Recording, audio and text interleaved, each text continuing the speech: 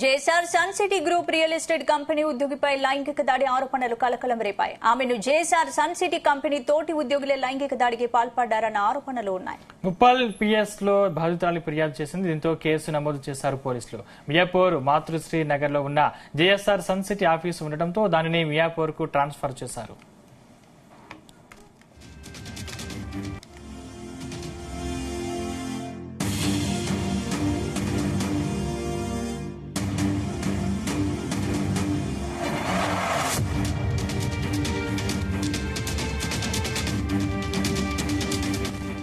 ఇదే అంశానికి సంబంధించి పూర్తి అప్డేట్స్ మా క్రైమ్ బ్యూరో చీఫ్ రవితేజ అందిస్తారు. Raviteja, JSR sun City Group real estate company ఉద్యోగినిపై లైంగిక దాడి ఆరోపణలు వస్తున్నాయి. ఇందుకు సంబంధించిన అప్డేట్స్ ఏంటి?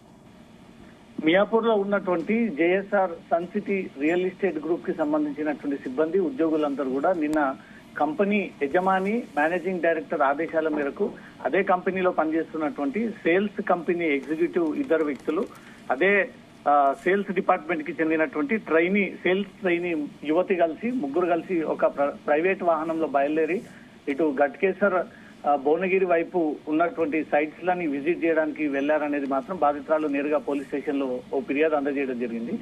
ఉప్పల్ దాటిన తర్వాత ఆ కారులో ప్రయాణిస్తున్నటువంటి సేల్స్ డిపార్ట్మెంట్ ఎగ్జిక్యూటివ్ ఇంజనీర్ గా ఉన్నటువంటి ఇద్దరు తన పట్ల అసభ్యంగా బిహేవ్ చేయడంతో పాటు జేఎస్ఆర్ కంపెనీ సన్ సిటీకి చెందినటువంటి వెంచర్ లోకి తీసుకెళ్లి తన పైన లైంగిక దాడి చేసేటువంటి ప్రయత్నాలు చేశారు.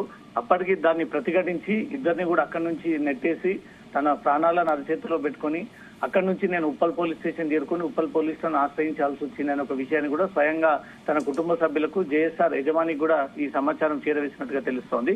ఈ ఇద్దరు కూడా అమ్మాయిపై లైంగిక దాడికి ప్రయత్నం చేసినటువంటి ఇద్దరు సంగారెడ్డి, జనార్దన్ అనే వ్యక్తులు అన్నట్టుగా కూడా ప్రత్యేకంగా వారి పేర్లను కూడా మెన్షన్ చేస్తూ ఈ అమ్మాయి ఫిర్యాదు అందజేయడం జరిగింది. కడప నగరానికి చెందినటువంటి అమ్మాయి జాబ్ కోసం హైదరాబాద్ లోకి వచ్చి ఉప్పల్లో నివాసం ఉంటున్నట్టుగా తెలుస్తోంది.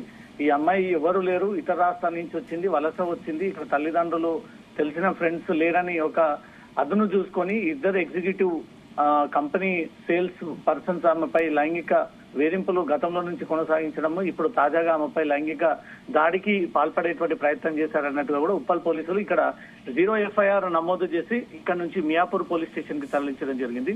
జేఎస్ఆర్ సన్ సిటీ యజమాని అనేక మంది ఉద్యోగ అవకాశాలు కల్పించి ఇలాంటి కేర్లెస్ లేకపోవడం వల్లే అమ్మాయిలు అబ్బాయిలు తరచుగా ఈ పోలీస్ స్టేషన్ లో ఫిర్యాదులు అందజేసుకోవడం. ఇప్పటికే తెలంగాణలో తనకంటూ ఒక ప్రత్యేకమైనటువంటి మార్క్ క్రియేట్ చేసుకుని లేఅవుట్లు, వెంచర్లు పెద్ద బిజినెస్ చేస్తున్నటువంటి రియల్ ఎస్టేట్ కంపెనీ గతంలో కూడా దాంట్లో పనిచేస్తున్నటువంటి ఉద్యోగులు ఒకరిపై ఒకరు వేధింపుల పైన కేసులు నమోదు చేసుకోవడం, ఇప్పుడు తాజాగా సేల్స్ గర్ల్ గా పనిచేస్తున్నటువంటి అమ్మాయిల పైనే ఎగ్జిక్యూటివ్ సేల్స్ ఇంజనీర్లుగా పనిచేస్తున్నటువంటి ఆ ఇద్దరు వ్యక్తులు అమ్మాయి పైన కన్నేసి ప్రత్యేకంగా ఆ అమ్మాయిని కారులో తీసుకెళ్లి ఉప్పల్ దాటిన తర్వాత లైంగిక వేధింపులకు పాల్పడి లైంగిక కూడా బాధితురాలు ఇచ్చినటువంటి ఫిర్యాదు పైన పోలీసులు కేసు నమోదు చేస్తా ఉన్నారు.